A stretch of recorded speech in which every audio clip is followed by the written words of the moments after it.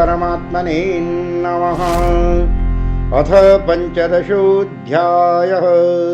श्रीभगवानुवाच ऊर्ध्वमूलमथ शाखमश्वत्थं प्राहुरव्ययम् छन्दांसि यस्य पर्णानि यस्तं वेद स वेदवित्।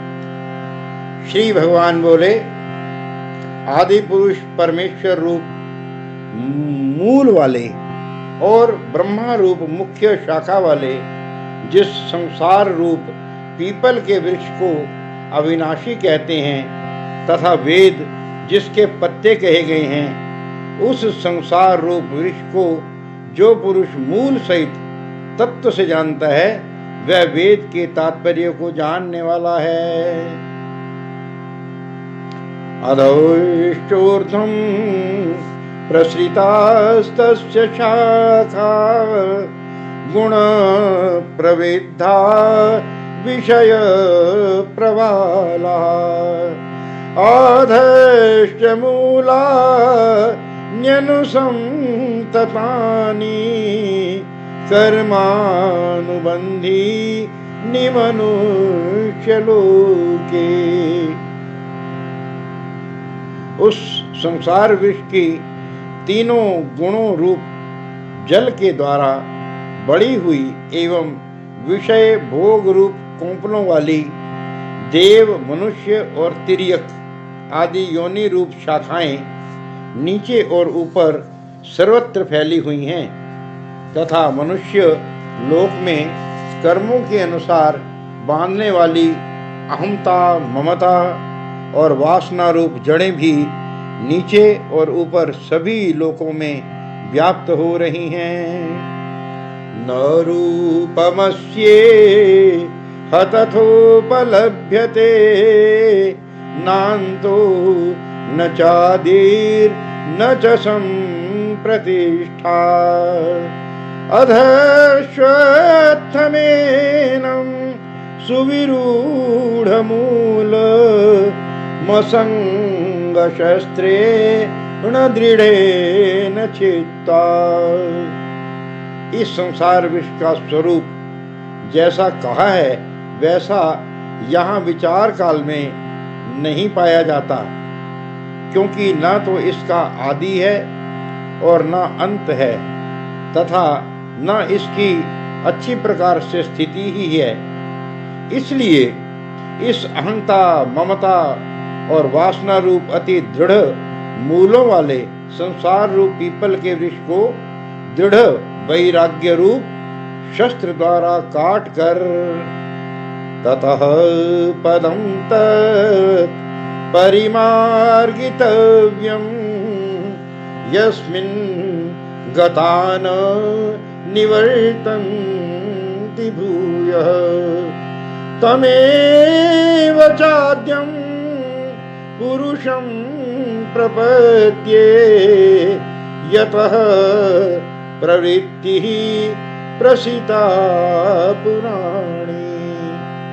उसके पश्चात उस परम पद रूप परमेश्वर को भली भांति खोजना चाहिए, जिसमें गए हुए पुरुष फिर लौटकर संसार में नहीं आते और जिस परमेश्वर से इस पुरातन संसार की प्रवृत्ति विस्तार को प्राप्त हुई है, उसी आदि पुरुष नारायण के मैं शरण में हूँ, इस प्रकार दृढ़ निश्चय करके उस परमेश्वर का मनन और निधिध्यासन करना चाहिए।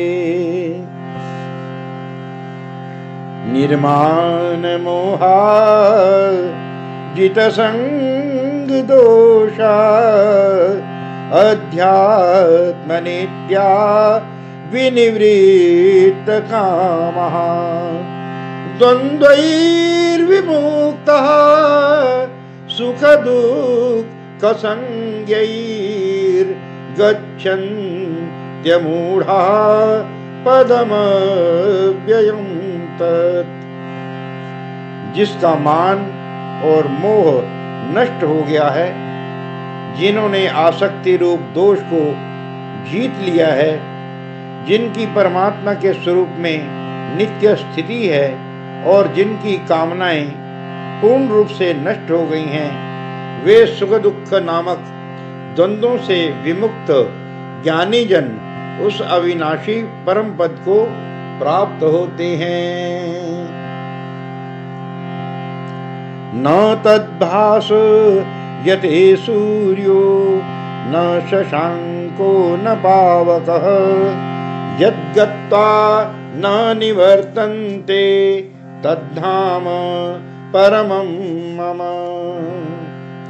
जिस परम पद को प्राप्त होकर मनुष्य लौटकर संसार में नहीं आते, उस स्वयं प्रकाश परम पद को न सूर्य प्रकाशित कर सकता है, न चंद्रमा और न अग्नि ही।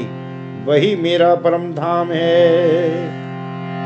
ममैवांशो जीवलोके जीवभूतः सनातनः मनः षष्ठा निन्द्रियाणि प्रकृतिस्थानि कर्षति। इस देह में ये सनातन जीवात्मा मेरा ही अंश है और वही इन प्रकृति में स्थित मन और पांचों इंद्रियों को आकर्षण करता है। शरीरं यदवाप्नोति यच्चाप्युत्क्रामतीश्वरः गृहीत्वैतानि संयाति वायुर्गन्धा निवाशयात्। वायु गंध के स्थान से गंध को जैसे ग्रहण करके ले जाता है, वैसे ही देह आदि का स्वामी जीवात्मा भी जिस शरीर का त्याग करता है, उससे इन मन सहित इंद्रियों को ग्रहण करके फिर जिस शरीर को प्राप्त होता है उसमें जाता है। श्रोत्रं चक्षुः स्पर्शनं च रसनं घ्राणमेव च अधिष्ठाय मनश्चायं विषयानुपसेवते।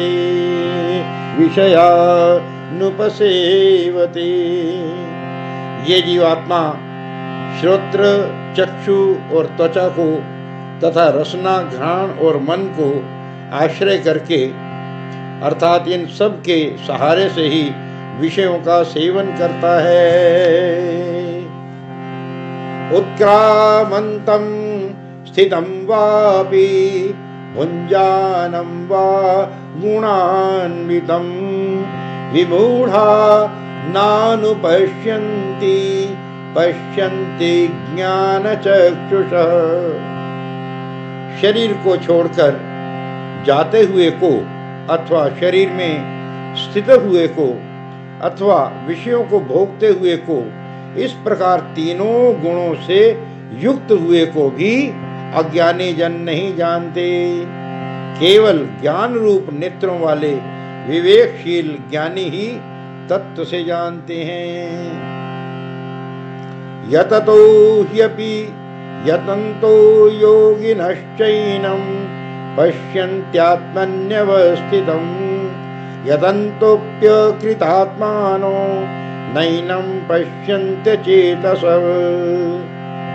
यत्न करने वाले योगी जन भी अपने हृदय में स्थित इस आत्मा को तत्व से जानते हैं, किंतु जिन्होंने अपने अंतःकरण को शुद्ध नहीं किया है, ऐसे अज्ञानी जन तो यत्न करते रहने पर भी इस आत्मा को नहीं जानते। यदादित्य गतं तेजो जगद्भास यतेखिलं यच्चन्द्रमसि यच्चाग्नौ तत्तेजो विद्धि मामकम्। सूर्य में स्थित जो तेज संपूर्ण जगत को प्रकाशित करता है तथा जो तेज चंद्रमा में है और जो अग्नि में है, उसको तू मेरा ही तेज जान।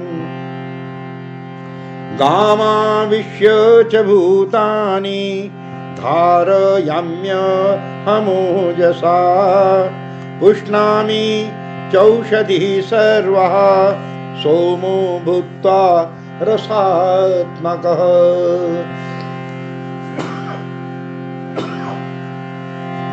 और मैं ही पृथ्वी में प्रवेश करके अपनी शक्ति से सब भूतों को धारण करता हूं और रस स्वरूप अर्थात अमृतमय चंद्रमा होकर संपूर्ण औषधियों को अर्थात वनस्पतियों को पुष्ट करता हूं।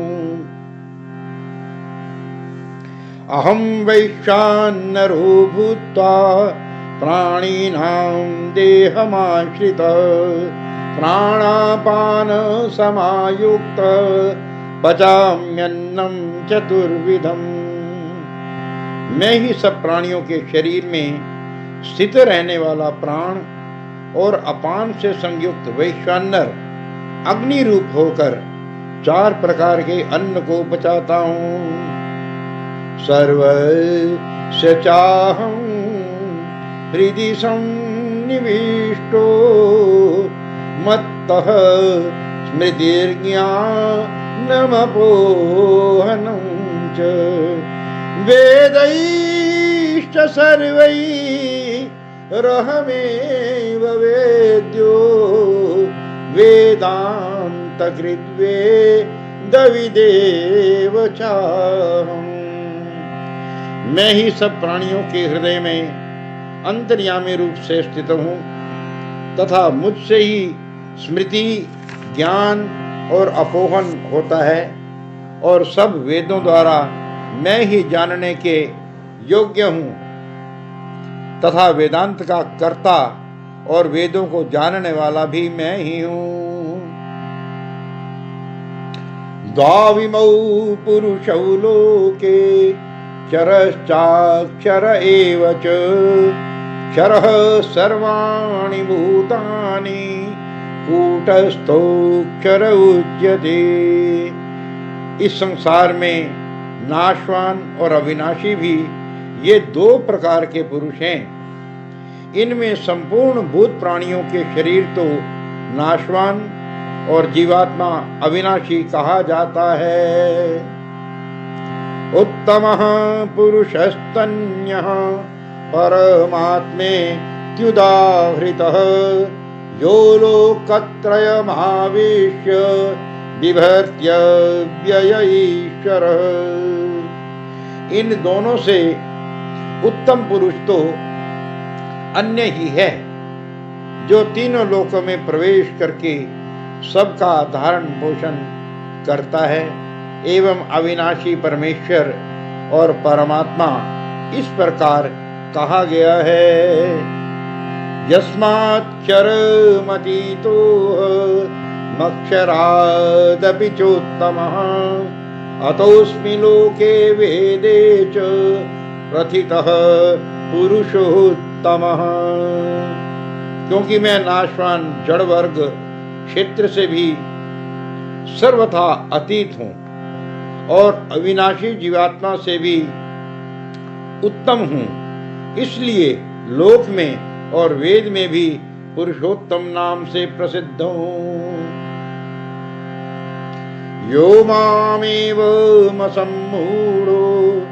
जानाति पुरुषोत्तमं स सर्वविद् भजति मां सर्वभावेन भारत। हे भारत, जो ज्ञानी पुरुष मुझको इस प्रकार तत्व से पुरुषोत्तम जानता है वह सर्वज्ञ पुरुष सब प्रकार से निरंतर मुझ वासुदेव परमेश्वर को ही भजता है। इति गुह्यतमं शास्त्र मिदमुक्तं मया नघ एतद्बुद्ध्वा बुद्धिमान् स्यात् कृतकृत्यश्च भारत कृतकृत्यश्च भारत। हे निष्पाप अर्जुन, इस प्रकार ये अति रहस्य युक्त गोपनीय शास्त्र मेरे द्वारा कहा गया, इसको तत्व से जानकर मनुष्य ज्ञानवान और कृतार्थ हो जाता है। मनुष्य ज्ञानवान और कृतार्थ हो जाता है। ओम तत्सदिति श्रीमद्भगवद्गीता सूपनिषत्सु ब्रह्म विद्यायां योगशास्त्रे श्रीकृष्णार्जुन संवादे पुरुषोत्तमयोगो नाम पंचदशोऽध्यायः।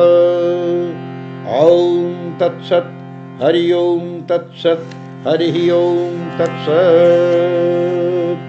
बोलो गीता माता की जय, सच्चिदानंद भगवान की जय, श्री श्री सद्गुरुदेव भगवान की जय।